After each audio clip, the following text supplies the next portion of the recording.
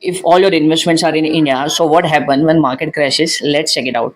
When the market crashes, the international funds will be the best diversification tool for you to balance your portfolio. Why?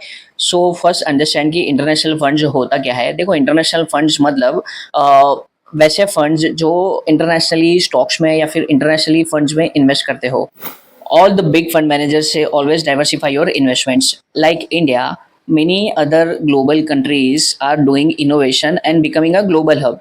Let's take an example of China. Like whole solar system supply chain is with China. The semiconductor chip supply chain is with China. Like EV battery raw material supply system is also controlled by China. So the India is doing innovation in every sector, so as other countries. So it is best option to diversify your investment at international level.